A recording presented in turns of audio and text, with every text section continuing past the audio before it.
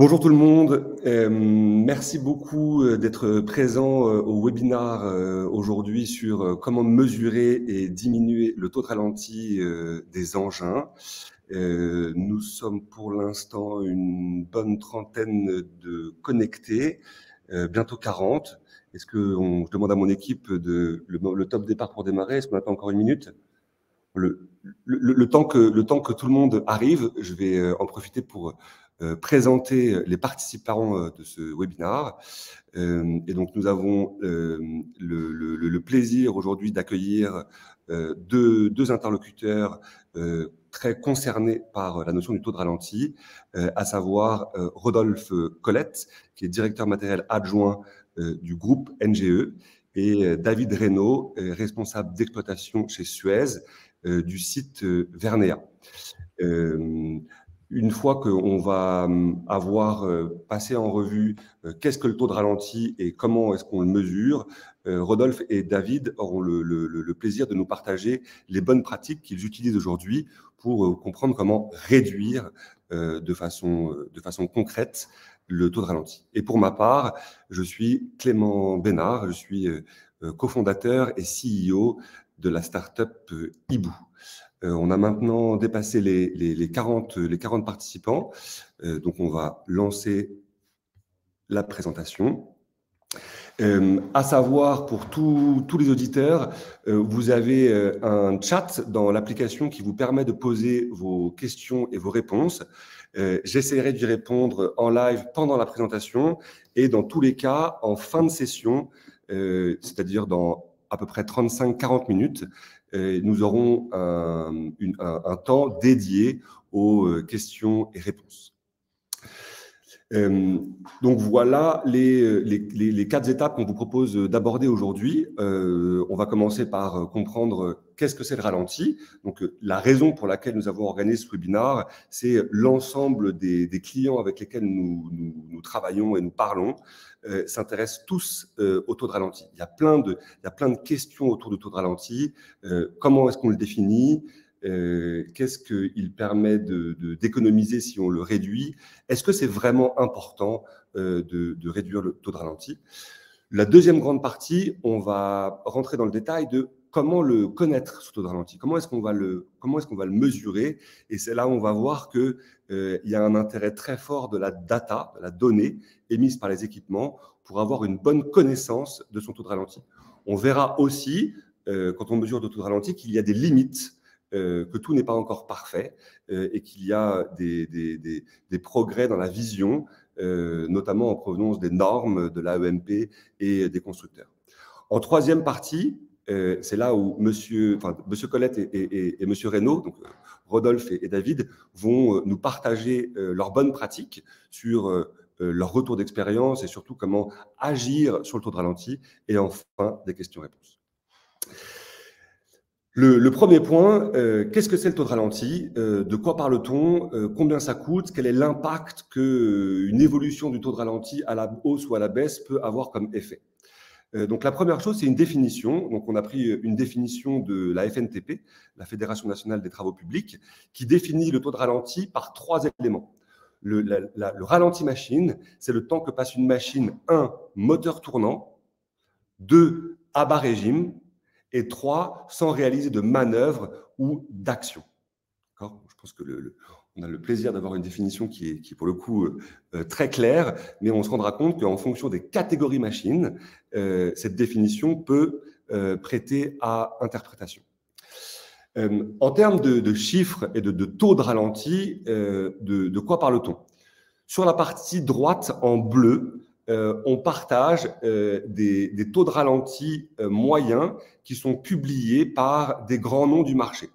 La Fédération nationale des travaux publics communique que la moyenne du marché, en tout cas en France, sur le taux de ralenti, est située entre 35 à 40%. Caterpillar, eux, communiquent une moyenne de taux de ralenti de 15 à 35 et Manitou entre 15 à 30. Sur la partie gauche, vous avez le taux de ralenti constaté par Hibou. Donc, chez Hibou, on est connecté à 70 marques.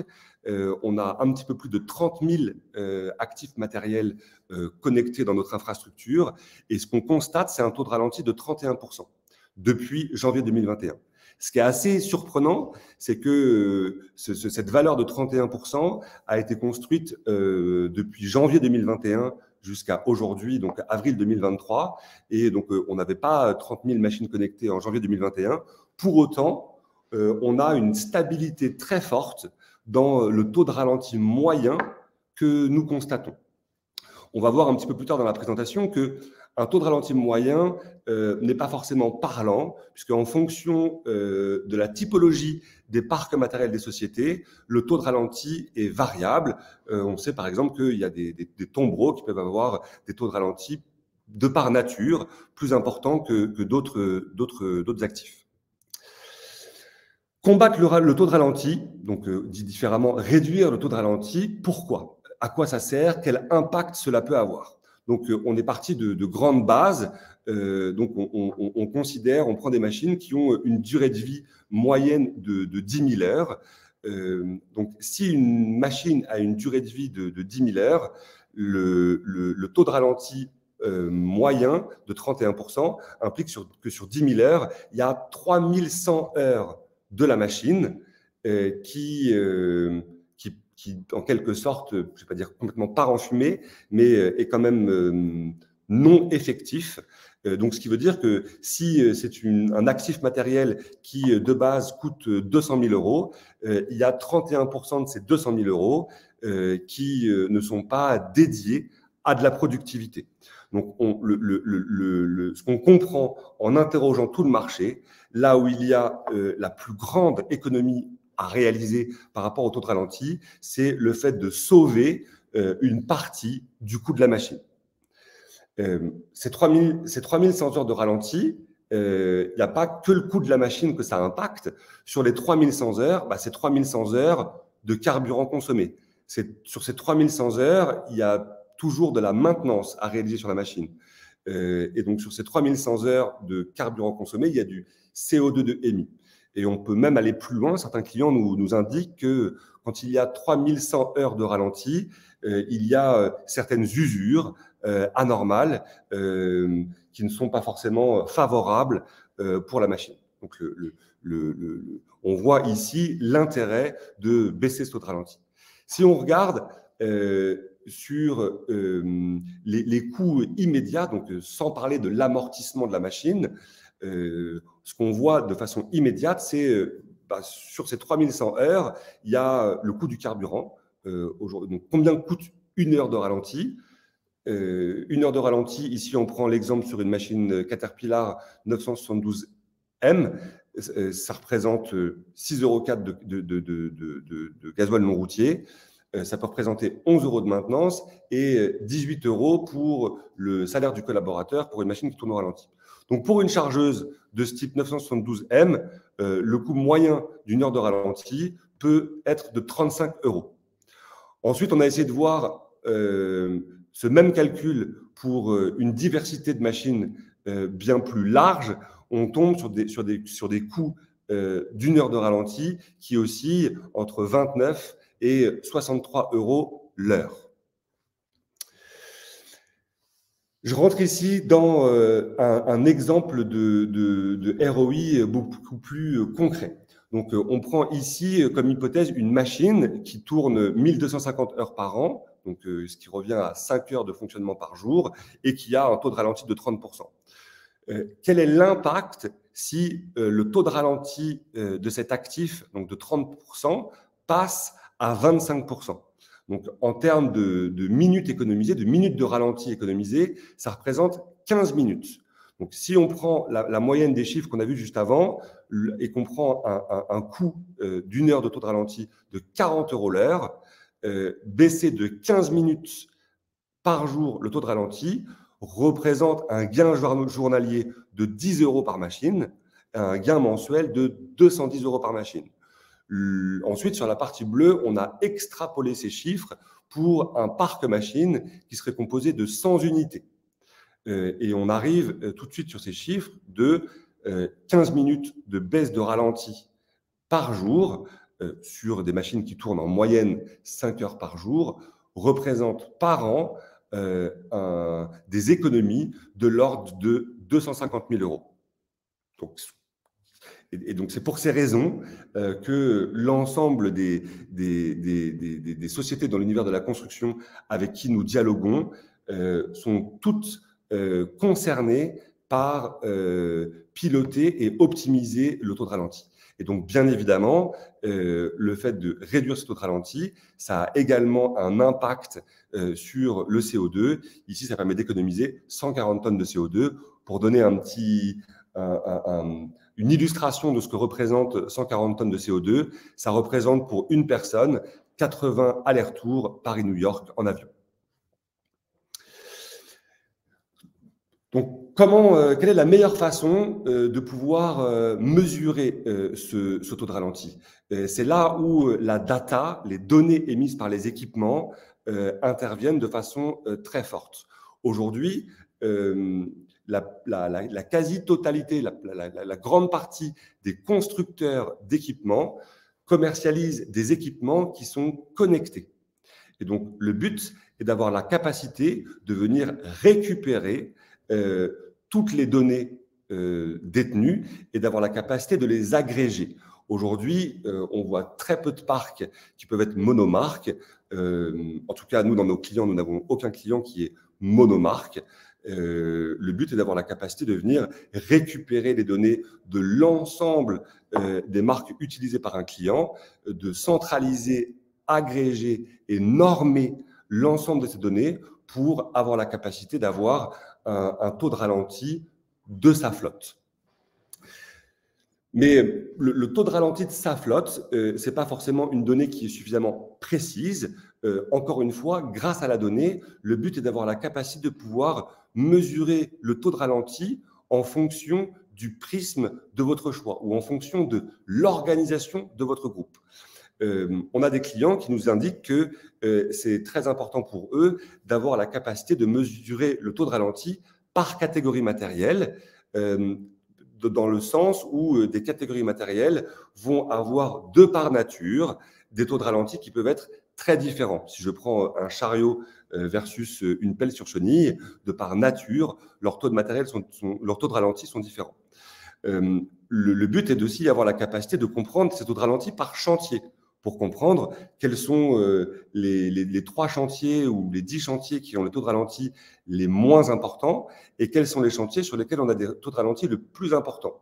Mais on a aussi des clients qui sont organisés par région et donc qui cherchent à faire cette mesure en fonction des zones géographiques de leur choix ou en fonction de leurs différentes entités juridiques qui composent leur groupe. Pour avoir cette capacité de comprendre, eh bien, j'ai plus intérêt à me concentrer sur telle ou telle entité juridique. C'est là où les taux de ralenti sont les plus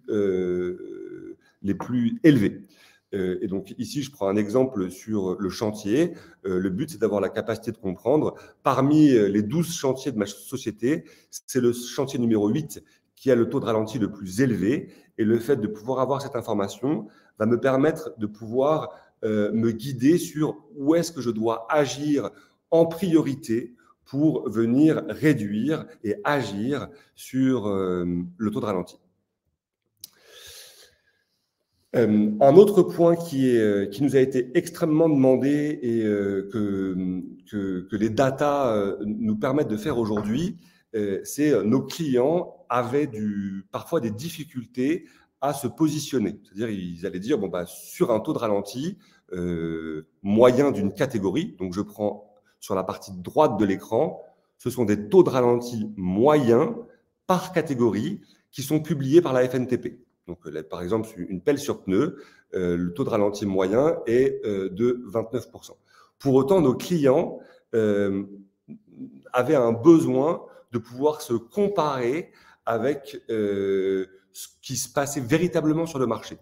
Et aujourd'hui, avec les data, vous avez maintenant la possibilité de comparer votre taux de ralenti de votre catégorie matérielle par rapport à ce qui se passe sur le marché par rapport à cette même catégorie matérielle ou également par rapport à un modèle. Vous avez un modèle particulier d'une certaine marque et vous voulez avoir la capacité de vous comparer avec les données moyennes de ce même modèle, de toutes les données qu'on peut collecter sur ce même modèle sur le marché.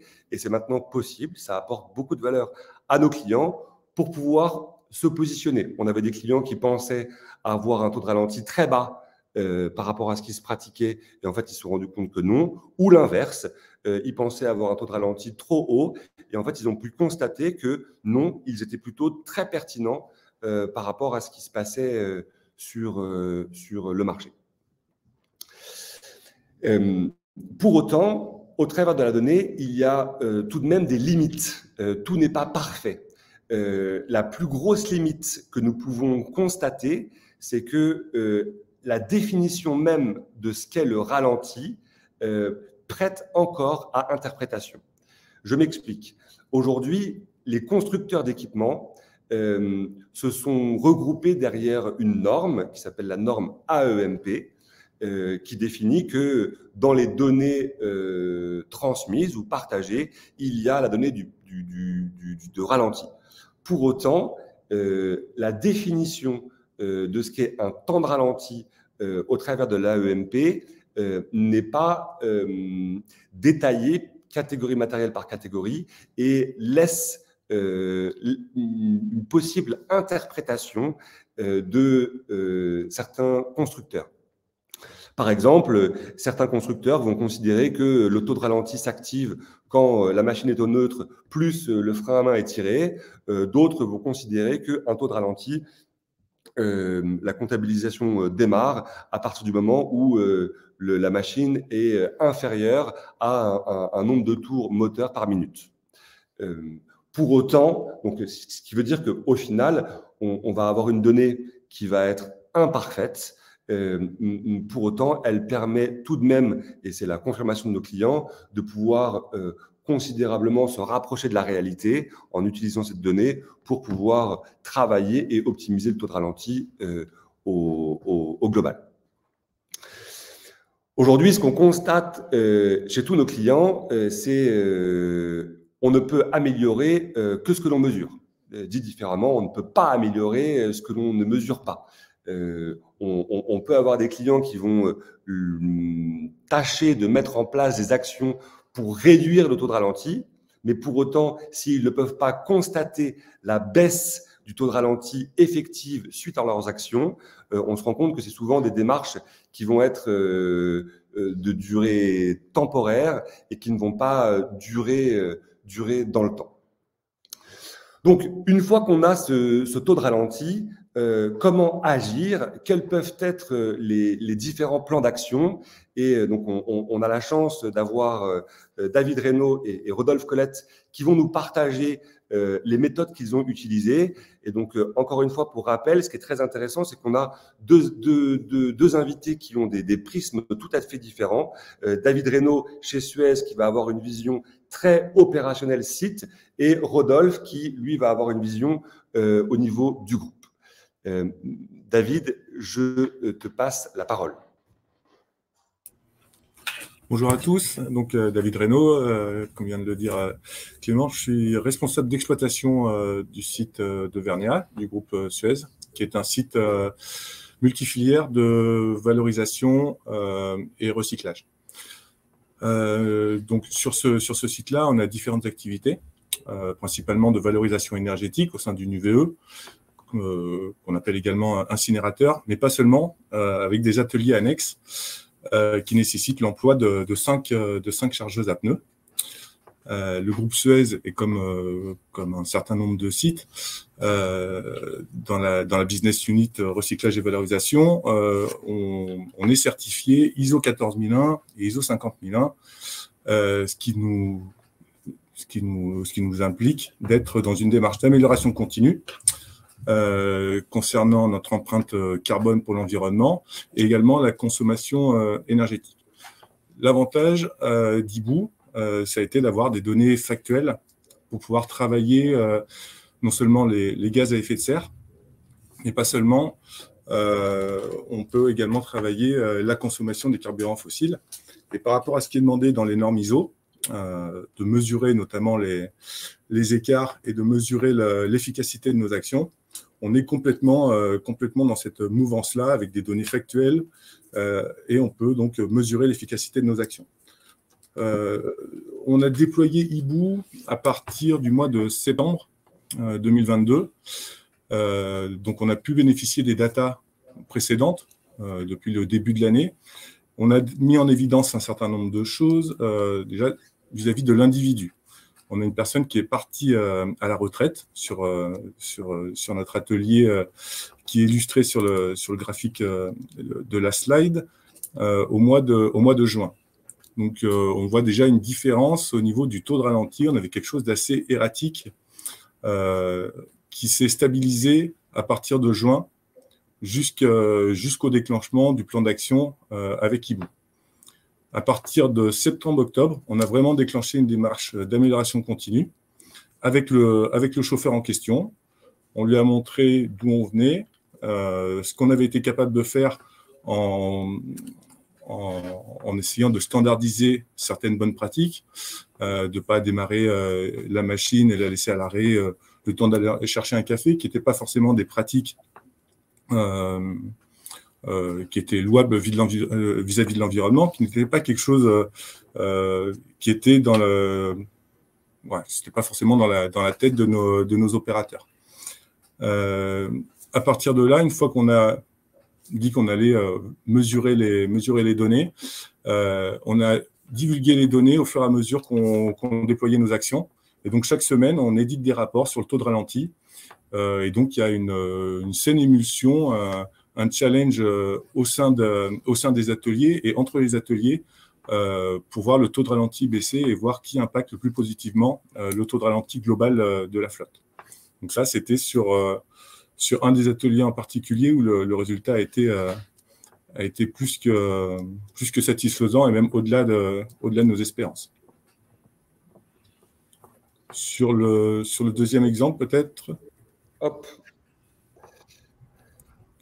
Le deuxième exemple, ça, c'est une opportunité qu'on soupçonnait même pas et que Hibou a mis en avant. Par nos reportings hebdomadaires et nos échanges avec les collaborateurs pour voir sur quelles pratiques il fallait travailler pour diminuer le taux de ralenti, on a détecté, en allant dans le détail des jours de fonctionnement, une suractivité sur le début de la semaine et un taux de ralenti qui avait tendance à augmenter sur la fin de la semaine. Donc, en travaillant avec les managers et les chauffeurs, on a compris qu'on saturait vraiment en termes de tâches et d'activités le début de la semaine en prévision d'aléas possibles, voilà, qui était une croyance ou en tout cas une pratique qui était en cours sur pas mal de nos ateliers qui sont drivés par les mêmes managers. Donc ça, on a travaillé de notre côté la partie organisationnelle. Donc on voit sur le graphique avant Hibou un taux de ralenti qui oscillait entre 30 et 40%. Ensuite, on a déclenché Hibou en disant voilà, il va falloir qu'on travaille le taux de ralenti. Qu'est-ce que vous pouvez faire à votre échelle? Où est-ce que vous détectez des taux de ralenti qui peuvent être éliminés? Donc là, on a commencé à passer plutôt aux alentours de 30%. Et ensuite, on a travaillé l'organisation avec les managers terrain pour lisser l'activité sur la semaine. Et là, maintenant, on est plutôt sur un taux de ralenti légèrement inférieur à 20%. Et donc, voilà, c'est vraiment par l'étude des données qu'on a pu détecter une anomalie organisationnelle, ça qui était du fait plutôt du management de terrain.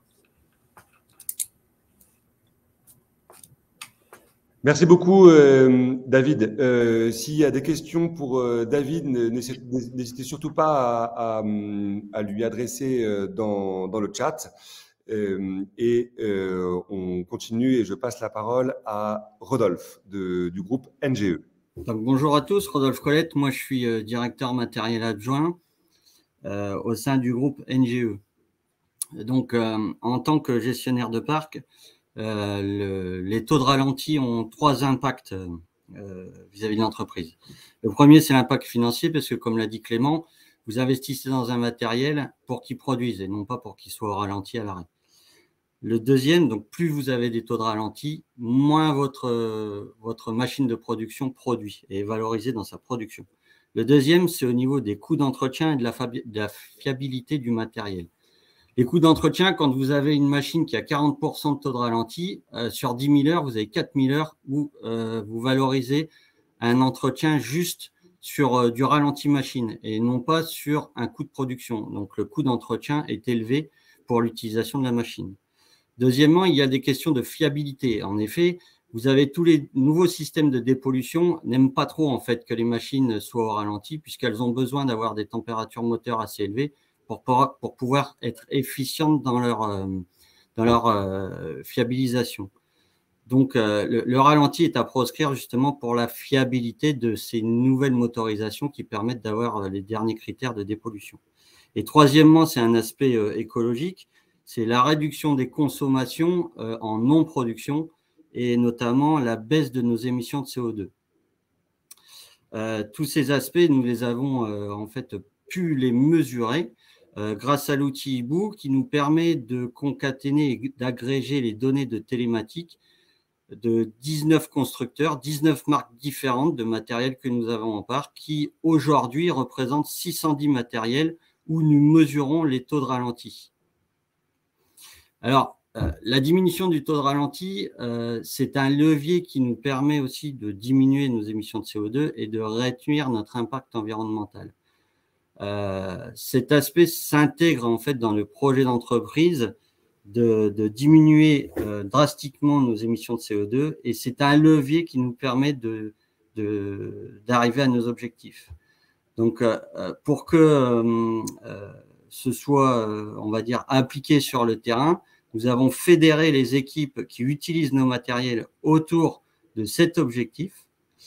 Nous avons développé des formations à l'éco-conduite de nos chauffeurs, optimiser les arrêts automatiques des matériels qui permettent de couper au bout de quelques minutes la machine si elle est en fonction ralenti.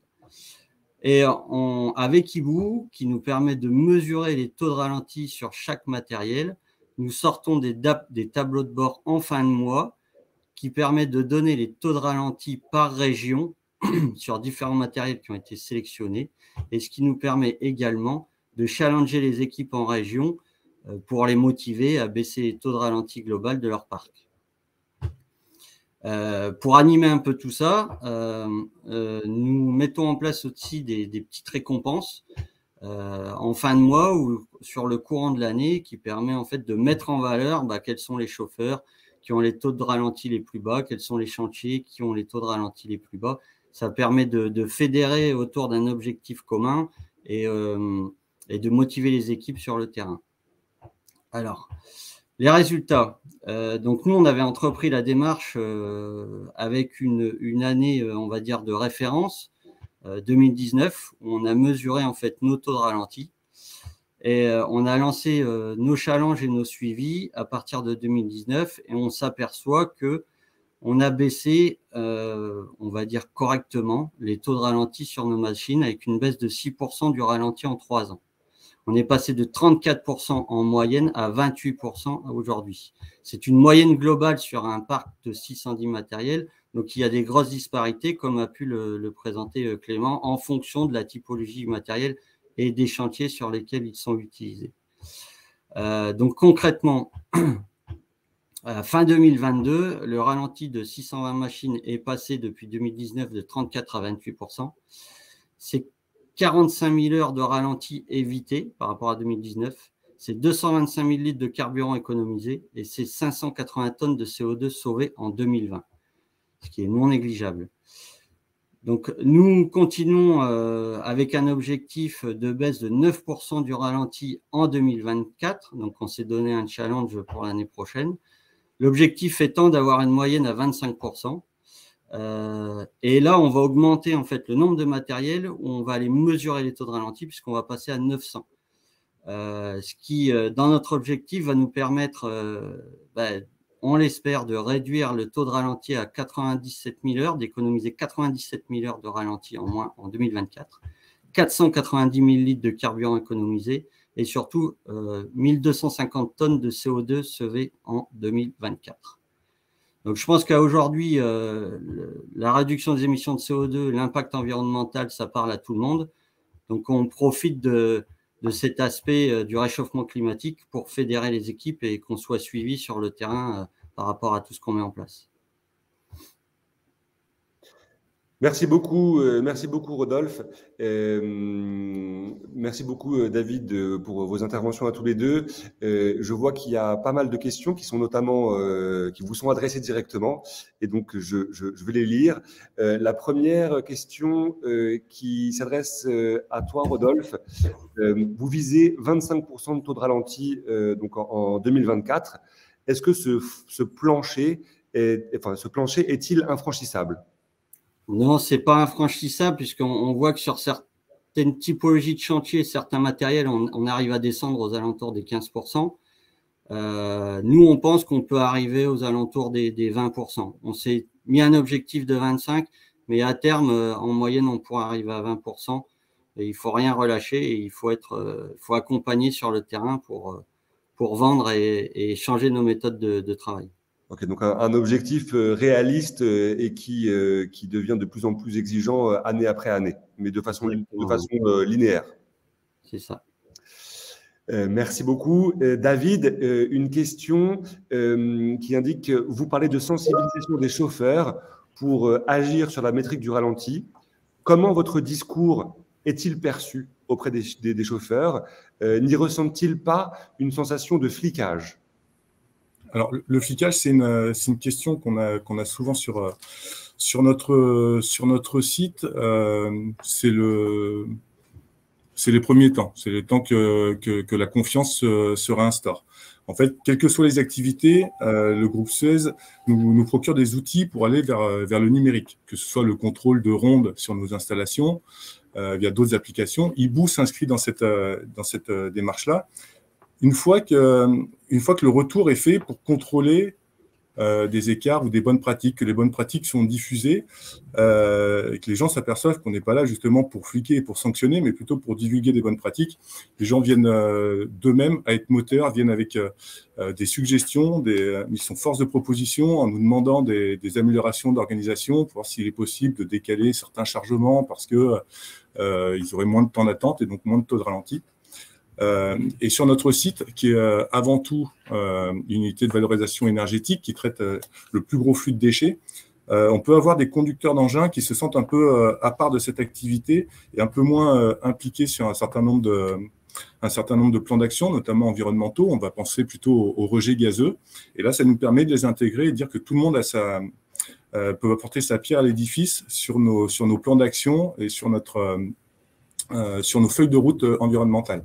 Donc, c'est comme ça qu'on fait adhérer les gens. Et ensuite, les gens aiment montrer qu'ils font du bon travail, que ce sont des bons pilotes, des bons conducteurs d'engins, et de voir l'amélioration de leur performance, puisque c'est aussi leur performance qui est mesurée au travers d'Hibou.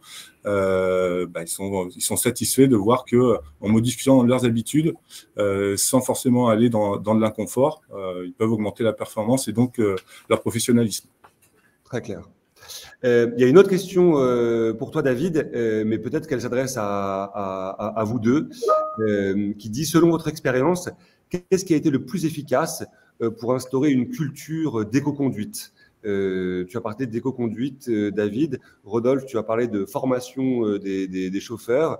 Il y a plein de méthodes ou de pratiques pour pouvoir faire grandir cette culture. Est-ce que vous avez des anecdotes ou des points particuliers qui ont permis de faire adhérer les équipes à une culture d'éco-conduite?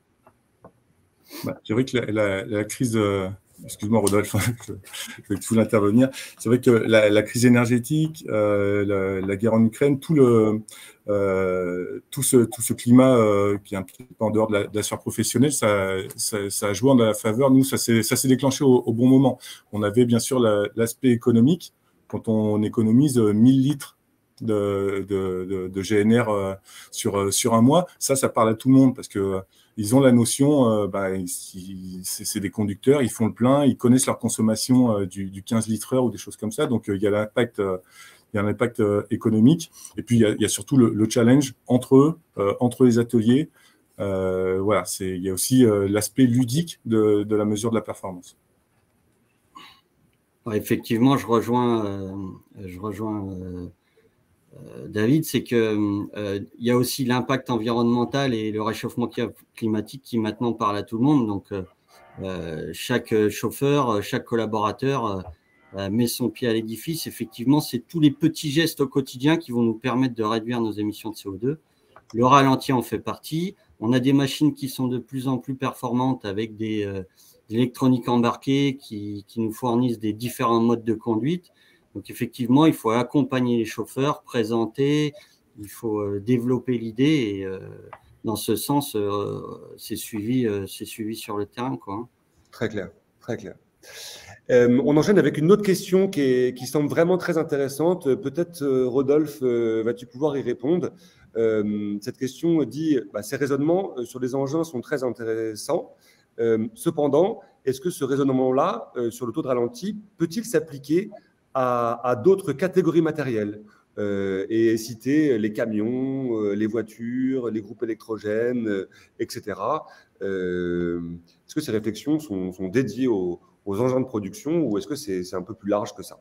Ah non, pour moi, la réflexion, elle peut être globale. D'ailleurs, nous avons aussi l'objectif d'intégrer les poids lourds. C'est moins contraignant puisqu'un poids lourd, automatiquement, comme sur un véhicule, il y aura le stop and start. Sur un matériel, un engin de chantier, vous avez la main sur à peu près tous les paramètres de la machine.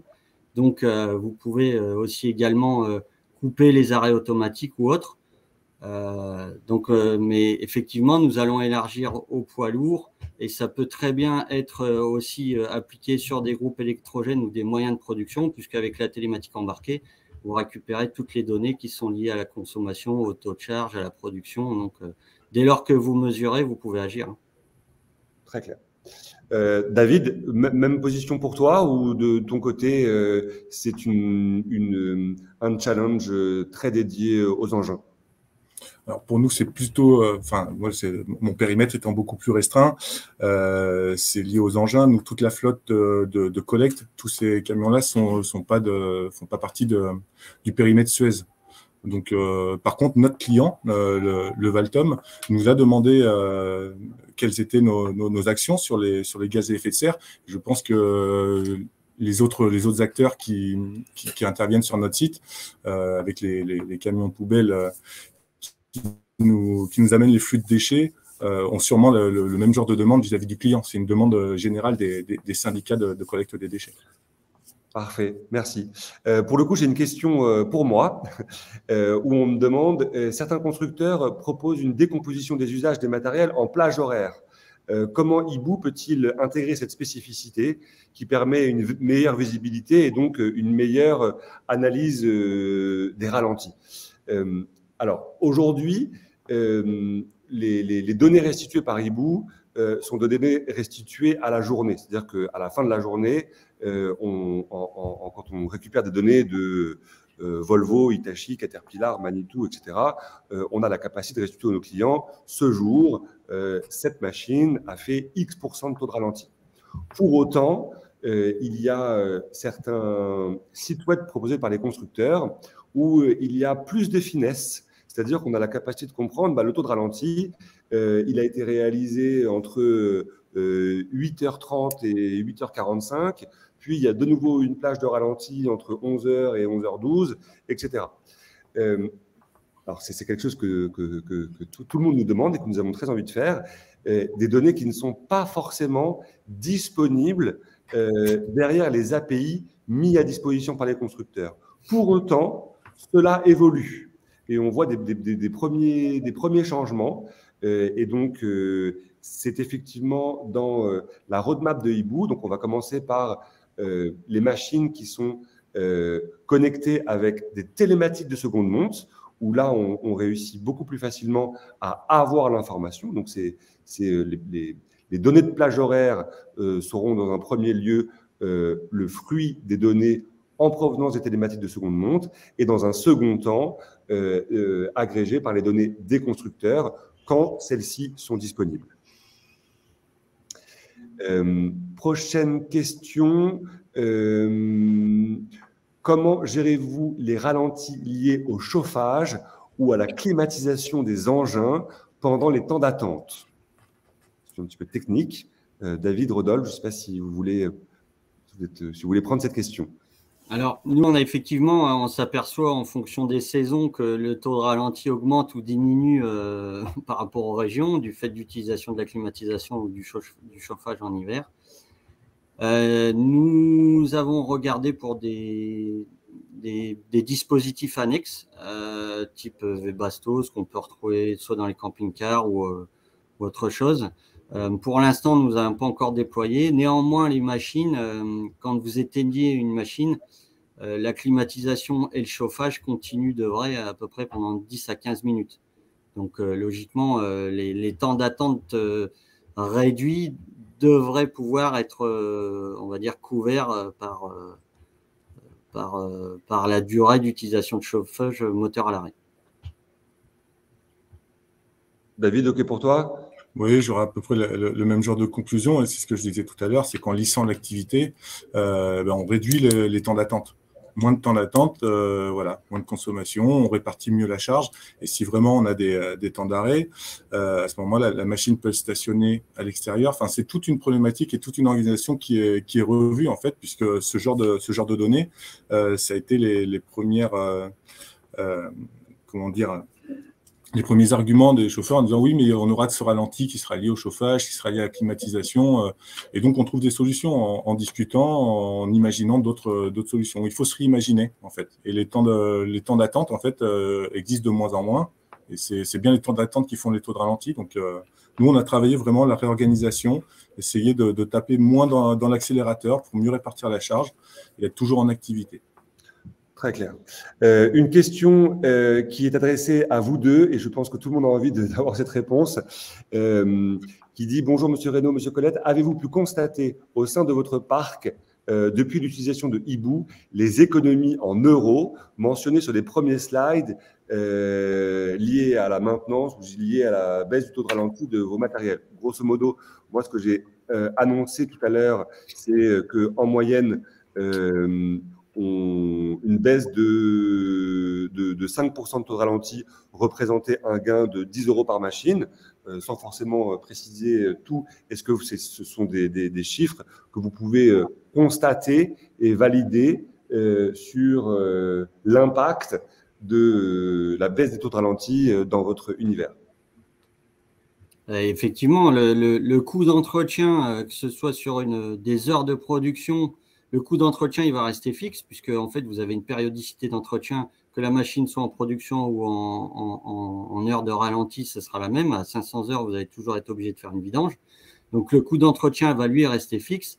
Par contre, sur l'utilisation de la machine, forcément, vous allez valoriser votre matériel en production et non pas en temps d'attente ou en ralenti. Donc, le coût d'entretien, comme il est réparti sur la globalité, forcément, vous allez minimiser vos temps de ralenti pour que ce coût d'entretien soit lissé en production, soit le plus efficient possible. Donc, c'est 10 € par machine d'économie. Quand on baisse le taux de ralenti de 5 points, c'est une valeur qui match avec ce que vous pouvez constater? Oui, on peut rapprocher ça à cette valeur, ouais, d'un journalier. OK. Je demande à mon équipe combien de temps nous avons encore, puisqu'il y a beaucoup de questions auxquelles je n'ai pas encore répondu, et je pense qu'à 44, on arrive à 1 minute de la fin prévue du webinaire. Est-ce qu'il y a une dernière question sélectionnée que je peux poser? Bon, de façon générale, les questions auxquelles une question de Thierry Noiriga sur le taux de ralenti doit être mesuré par type de chantier, catégorie matérielle pour que ce soit parlant. Effectivement, c'est ce qu'on a indiqué ici. Le but est la donnée, elle est agile, et le but est d'avoir la capacité de mesurer les taux de ralenti en fonction de l'organisation d'une société ou en fonction de l'activité d'une société, par catégorie, par chantier, par région, par entité juridique, notamment pour avoir la capacité de venir identifier où sont les meilleures pratiques, où sont les moins bonnes pratiques, et peut-être d'avoir la capacité de venir comprendre où pouvoir agir pour avoir l'impact le plus immédiat. Le temps prévu est arrivé à sa fin. Je remercie énormément David Reynaud et Rodolphe Colette qui sont venus nous partager leur retour d'expérience autour du taux de ralenti. Nous restons disponibles pour répondre aux autres questions. Nous partagerons la présentation qui a été déroulée aujourd'hui et très prochainement sera publié. Donc c'était le premier webinaire de Hibou. Donc on est ravis que de nombreux participants aient pu être venus. Vous sera également mis à disposition le replay et bientôt vous sera annoncé la date du prochain webinaire. Merci beaucoup à tout le monde et nous vous souhaitons une très bonne journée. Merci à vous. Au revoir. Merci, au revoir. Merci beaucoup.